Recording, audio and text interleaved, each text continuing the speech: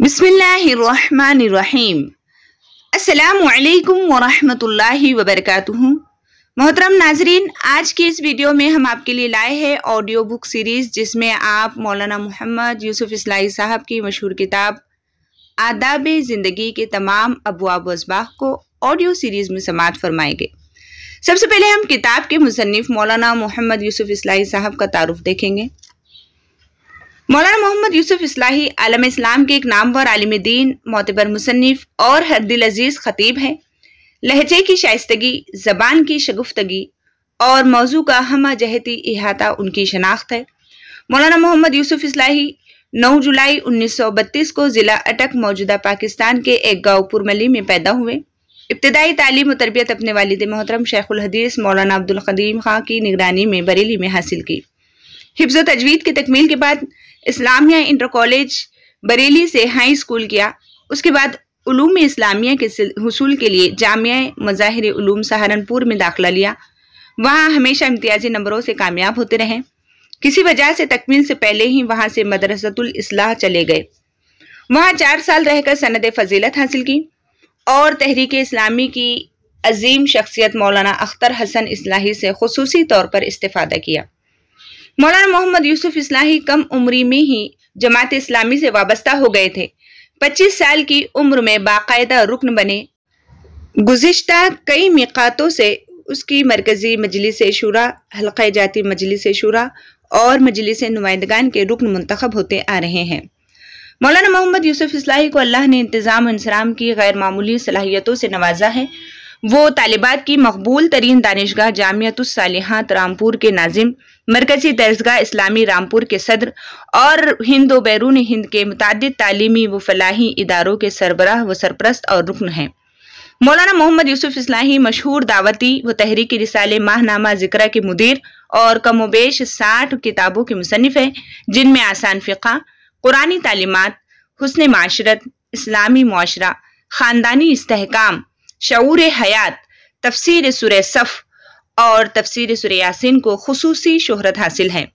ज़ेर नज़र किताब आदाब ज़िंदगी मौलाना मोहम्मद यूसुफ इस्लाही की अहम किताब है।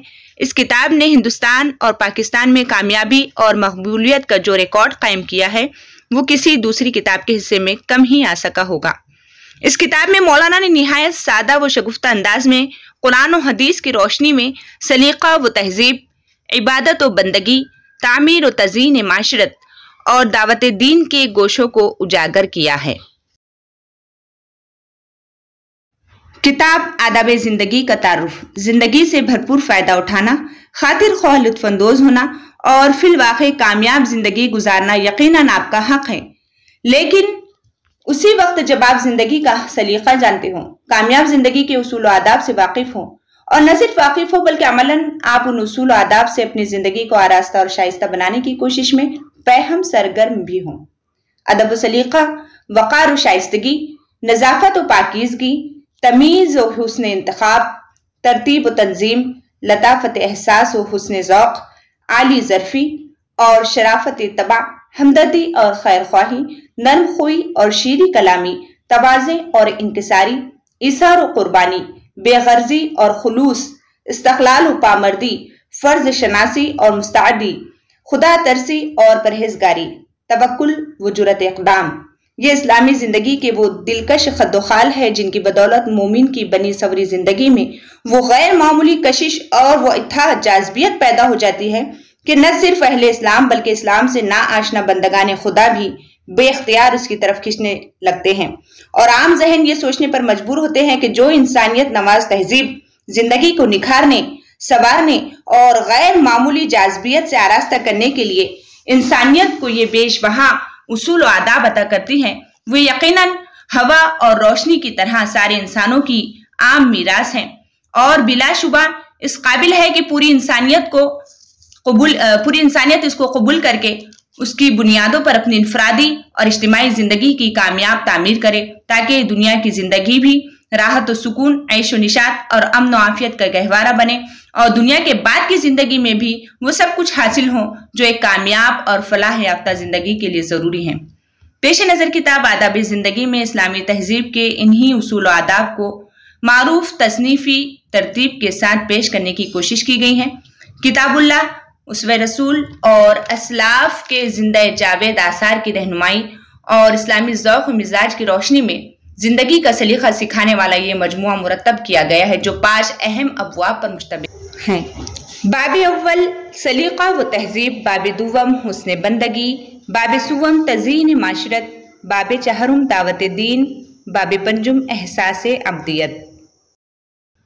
ان 5 ابواب کے تحت زندگی کے تقریباً سارے ہی پہلوؤں سے متعلق اسلامی آداب کو مؤثر ترتیب، سہل اور سادہ زبان، عام فہم اور دلنشیں تشریحات اور بصیرت افروز دلائل کے ساتھ خطابی انداز میں نمبروار پیش کیا گیا ہے۔ توقع ہے کہ آداب زندگی کا یہ مجموعہ ہر طبقے اور ہر عمر کے شائقین کے لیے خدا کے فضل و کرم سے خاطر خواہ مفید ثابت ہوگا۔ اسلام سے محبت رکھنے والے بھائی اور بہنیں ان گراں قدر آداب اور پرسوز دعاؤں سے اپنی زندگیاں بھی سنواریں اور اپنے چھوٹوں کے اخلاق و عادات اور طور طریقوں کو بھی سدھارنے اور بنانے کی کوشش کریں، اور جہاں تک ممکن ہو چھوٹوں کو یہ آداب اور دعائیں یاد کرائیں۔ ان آداب سے زینت پائی ہوئی زندگی دنیا میں بھی قدر و احترام اور محبت و عقیدت کی نگاہ سے دیکھی جائے گی اور آخرت میں بھی اجر و انعام کی مستحق قرار پائے گی۔ کتاب کی ترتیب میں جن اہم کتابوں سے استفادہ کیا گیا ہے ان کے حوالے مواقع ہی پر دے دیے گئے ہیں۔ خدائے بزرگ و برتر سے دعا ہے کہ وہ اس خدمت کو شرف قبولیت بخشیں اور مسلمانوں کو توفیق دے کہ وہ ان اصول و آداب سے اپنی زندگیوں کو بنا سنوار کر اسلام کے لیے دلوں میں گنجائش اور شوق عقیدت کے جذبات پیدا کرے، اور یہ مجموعہ بندگان خدا کو خدا کے سچے دین کی طرف کھینچ لانے میں ایک مؤثر ذریعہ اور مرتب کے لیے بہانہ مغفرت ثابت ہو، اور ان خادمان دین کو بھی جزائے خیر میں شریک فرمائے جن کی گراں قدر کتابوں سے استفادہ کیا گیا ہے، آمین۔ محمد یوسف اصلاحی، رامپور، 30 اگست 1966۔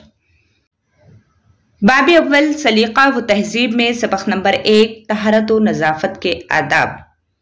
خدا نے ان لوگوں کو اپنا محبوب قرار دیا ہے جو طہارت اور پاکیزگی کا پورا اہتمام کرتے ہیں، اور نبی صلی اللہ علیہ وسلم کا ارشاد ہے طہارت اور پاکیزگی آدھا ایمان ہے، یعنی آدھا ایمان تو یہ ہے کہ آدمی روح کو پاک و صاف رکھے، اور آدھا ایمان یہ ہے کہ آدمی جسم کی صفائی اور پاکی کا خیال رکھے۔ روح کی طہارت و نظافت یہ ہے کہ اس کو کفر و شرک اور معصیت و ضلالت کی نجاستوں سے پاک کر کے صالح عقائد اور پاکیزہ اخلاق سے آراستہ کیا جائے، اور جسم کی طہارت و نظافت یہ ہے کہ اس کو ظاہر ناپاکیوں سے پاک و صاف رکھ کر نظافت اور سلیقے کے آداب سے آراستہ کیا جائے۔ نمبر 1، سو کر اٹھنے کے بعد ہاتھ دھوئے بغیر پانی کے برتن میں ہاتھ نہ ڈالیے، کیا معلوم سوتے میں آپ کا ہاتھ کہاں پڑا ہو۔ نمبر 2، غسل خانے کی زمین پر پیشاب کرنے سے پرہیز کیجیے، بالخصوص جب غسل خانے کی زمین کچی ہو۔ نمبر 3، ضروریات سے فراغت کے لیے نہ قبلہ رخ بیٹھیے نہ قبلے کی طرف پیٹ کیجیے۔ فراغت کے بعد ڈھیلے اور پانی سے استنجا کیجیے یا صرف پانی سے طہارت حاصل کیجیے۔ لید، ہڈی اور کوئلے وغیرہ سے استنجا نہ کیجیے، اور استنجا کے بعد صابن یا مٹی سے خوب اچھی طرح ہاتھ دھو لیجیے۔ نمبر 4، جب پیشاب پخانے کی ضرورت ہو تو کھانا کھانے نہ بیٹھیے، فراغت کے بعد کھانا کھائیے۔ نمبر 5، کھانا وغیرہ کھانے کے لیے دایاں ہاتھ استعمال کیجیے۔ وضو میں بھی دائیں ہاتھ سے کام لیجیے، اور استنجا کرنے اور ناک وغیرہ صاف کرنے کے لیے بایاں ہاتھ استعمال کیجیے۔ نمبر 6، نرم جگہ پر پیشاب کیجیے تاکہ چھینٹے نہ اڑے، اور ہمیشہ بیٹھ کر پیشاب کیجیے۔ ہاں، اگر زمین بیٹھنے کے لائق نہ ہو یا کوئی اور واقعی مجبوری ہو تو کھڑے ہو کر پیشاب کر سکتے ہیں، لیکن عام حالات میں یہ بڑی گندی عادت ہے جس سے سختی کے ساتھ پرہیز کرنا چاہیے۔ نمبر 7، ندی، نہر کے گھاٹ پر، عام راستوں پر اور سایہ دار مقامات پر قضائے حاجت کے لیے نہ بیٹھیے، اس سے دوسرے لوگوں کو تکلیف بھی ہوتی ہے اور ادب و تہذیب کے بھی خلاف ہے۔ نمبر 8، جب پاخانے جانا ہو تو جوتا پہن کر اور سر کو ٹوپی وغیرہ سے ڈھانپ کر جائیے، اور جاتے وقت یہ دعا پڑھیے، اللہم انی اعوذ بک من الخبث والخبائث، بخاری مسلم۔ خدایا تیری پناہ چاہتا ہوں شیطانوں سے، ان شیطانوں سے بھی جو مذکر ہے اور ان سے بھی جو مؤنث ہے۔ اور جب پاخانے سے باہر آئے تو یہ دعا پڑھیں، الحمدللہ الذی اذہب عنی الاذی وعافانی، نسائی ابن ماجہ۔ خدا کا شکر ہے جس نے مجھ سے تکلیف دور فرمائی اور مجھے عافیت بخشی۔ نمبر 9، नाक साफ करने या बलगम थूकने के लिए एहतियात के साथ उगलदान इस्तेमाल कीजिए या लोगों की निगाह से बचकर अपनी ज़रूरियात पूरी कीजिए। नंबर 10, बार बार नाक में उंगली डालने और नाक की गंदगी निकालने से परहेज कीजिए। अगर नाक साफ करने की ज़रूरत हो तो लोगों की निगाह से बचकर अच्छी तरह इत्मीनान से सफाई कर लीजिए। नंबर 11, रुमाल में बलगम थूक कर मलने से सख्ती के साथ परहेज कीजिए। ये बड़ी घिनौनी आदत है, इल्ला ये कि कोई मजबूरी हो। नंबर 12, मुंह में पान भरकर इस तरह बातें न कीजिए कि मुखातिब पर छींटे उड़े और उससे तकलीफ हो। उसी तरह अगर तंबाकू और पान कसरत से खाते हो तो मुंह साफ रखने का भी इंतहाई एहतमाम कीजिए और इसका भी लिहाज रखिए कि बात करते वक्त अपना मुंह मुखातिब के करीब न ले जाएं। नंबर 13, वजू काफी एहतमाम के साथ कीजिए और अगर हर वक्त मुमकिन ना हो तो अक्सर बावजू रहने की कोशिश कीजिए। जहां पानी मयसर ना हो तयम्मुम कर लिया कीजिए। बिस्मिल्लाहिर्रहमानिर्रहीम कहकर वजू शुरू कीजिए और वजू के दौरान ये दुआ पढ़िए, अशहदु अन ला इलाहा इल्लल्लाहु वहदहु ला शरीक लहू व अशहदु अन्ना मुहम्मदन अब्दुहु व रसूलुहु अल्लाहुम्मा जअलनी मिनत तव्वाबीना व जअलनी मिनल मुतत्तहिरीन। तिर्मिज़ी शरीफ। तर्जुमा, मैं गवाही देता हूँ कि खुदा के सिवा कोई माबूद नहीं, वो यकता है और उसका कोई शरीक नहीं, और मैं गवाही देता हूँ कि मुहम्मद सल्लल्लाहु अलैहि वसल्लम खुदा के बंदे और उसके रसूल हैं। खुदाया मुझे उन लोगों में शामिल फरमा जो बहुत ज्यादा तौबा करने वाले और बहुत ज्यादा पाक व साफ रहने वाले हैं। और वजू से फारिग होकर ये दुआ पढ़िए, सुब्हानक अल्लाहुम्मा व बिहम्दिका अशहदु अन ला इलाहा इल्ला अंता अस्तगफिरुका व अतूबु इलैका। नसाई। तर्जुमा, खुदाया तू पाक व बरतर है अपनी हम्दो सना के साथ, मैं गवाही देता हूँ कि कोई माबूद नहीं मगर तू ही है, मैं तुझसे मग़फ़िरत का तालिब हूँ और तेरी तरफ रुजू करता हूँ। नबी सल्लल्लाहु अलैहि वसल्लम का इरशाद है, क़यामत के रोज़ मेरी उम्मत की निशानी ये होगी कि उनकी पेशानियाँ और वजू के आज़ा नूर से जगमगा रहे होंगे। बस जो शख्स अपने नूर को बढ़ाना चाहे वो बढ़ा ले। बुखारी और मुस्लिम शरीफ की ये रिवायत है। नंबर 14, पाबंदी के साथ मिसवाक कीजिए। नबी सल्लल्लाहु अलैहि वसल्लम का इरशाद है कि अगर मुझे उम्मत की तकलीफ का ख्याल ना होता तो मैं हर वजू में उनको मिसवाक करने का हुक्म देता। एक मतलब आप सल्लल्लाहु अलैहि वसल्लम के पास कुछ लोग आए जिनके दांत पीले हो रहे थे। आप सल्लल्लाहु अलैहि वसल्लम ने देखा तो ताकीद फरमाई कि मिसवाक किया करो। नंबर 15, हफ्ते में एक बार तो जरूर ही गुस्ल कीजिए। जुमा के दिन गुस्ल का एहतमाम कीजिए और साफ सुथरे कपड़े पहनकर जुमा की नमाज में शिरकत कीजिए। नबी सल्लल्लाहु अलैहि वसल्लम ने फरमाया, अमानत की अदायगी आदमी को जन्नत में ले जाती है। सहाबा इकराम ने पूछा, या रसूलुल्लाह सल्लल्लाहु अलैहि वसल्लम, अमानत से मुराद क्या है? फरमाया, नापाकी से पाक होने के लिए गुस्ल करना। उससे बढ़कर खुदा ने कोई अमानत मुकर्रर नहीं की है। बस जब आदमी को नहाने की हाजत हो जाए तो गुस्ल करे। नंबर 16, नापाकी की हालत में ना मस्जिद में जाइए और न मस्जिद में से गुजरिए, और अगर कोई सूरत मुमकिन ही ना हो तो फिर तयम्मुम करके मस्जिद में जाइए या गुजरिए।